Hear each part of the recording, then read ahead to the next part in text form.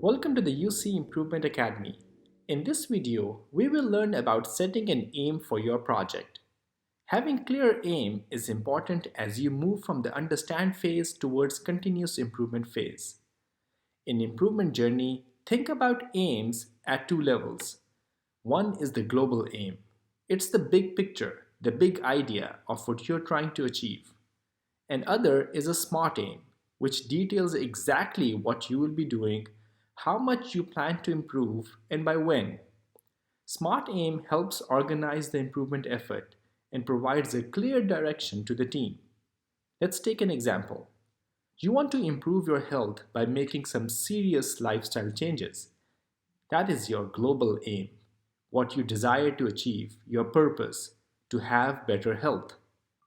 Next, you want to set a SMART aim. The acronym SMART stands for specific, measurable, achievable, relevant, and timely. For example, currently you don't have a particular schedule for exercise, and on average it happens once a week. You decide to exercise regularly. Let's convert this vague, ill-defined goal into a SMART aim. First, we need to be specific. What do you mean by exercise? Let's define this as either running or cycling. You like to switch between these two at times. Next, how are you going to measure it? And how will you know if you are making progress? There are different ways to measure it. You could measure time spent exercising, calories burnt during exercise, distance covered, or take some other metric. Let's say you choose time spent exercising each day. Importantly, it should be something you can measure relatively easily, accurately, and get close to real-time data without long delays, and you can track your progress. Watch our video on measures to learn more about them. Your goal should also be achievable. You can't set a goal to exercise 4 hours a day. It's not feasible. You can't set a goal of using an elliptical because you don't have one at home and you can't manage to go to a gym. So a good example will be to exercise 30 minutes a day, measured as average of the week. Keeping an achievable goal does not mean you restrict to small targets. Aim high, but know what could be realistic at the same time given the capacity of your team. Next is R for relevant. This means your SMART aim should be relevant to the problem you're trying to solve, to have better health.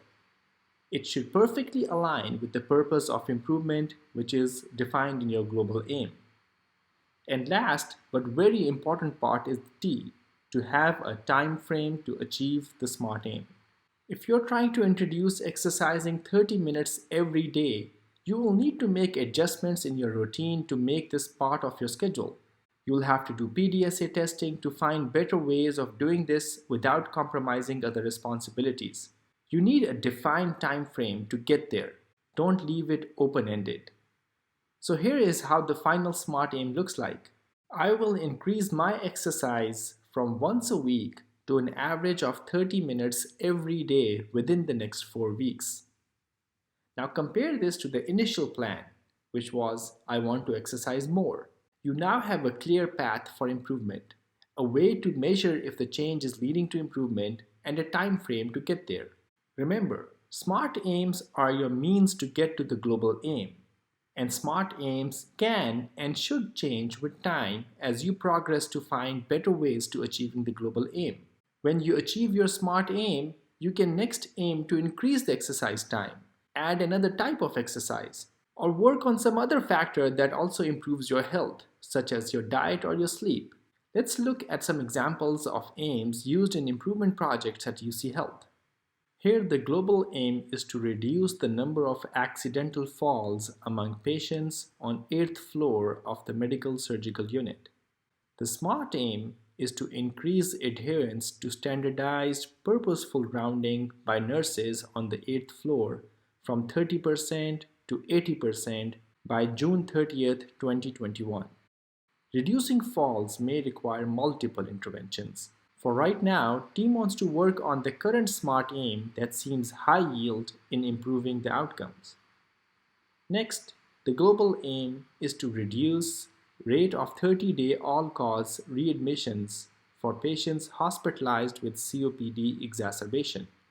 SMART aim is to increase the adherence to inpatient COPD care bundle from 0% to 90% by April 2016 for patients hospitalized with COPD exacerbation. Here, the team wants to increase adherence to a best practice bundle so that every patient leaving the hospital gets optimal care and reduce their risk of readmission. Next, global aim is to improve diabetes care to prevent related complications for patients in primary care clinic. Their SMART aim is to decrease the rate of uncontrolled diabetes from 20% to 10% by September 2022 among patients with diabetes in the internal medicine clinic. Here, the uncontrolled diabetes is defined as having a hemoglobin A1C level above 9. Hemoglobin A1C is a blood test that shows overall blood glucose control, and an elevated level increases the risk of diabetes-related organ failure and complications. So in summary, global aims are important for creating support and excitement for your project, and it keeps you aligned with the purpose of doing this improvement work. While SMART aims are important for clearly defining the problem, population, measures, and timeline for your project. Now it's your turn. Develop an inspiring aim for your project and be smart about it. Because as Dr. Don Berwick said, soon is not a time. Some is still not a number.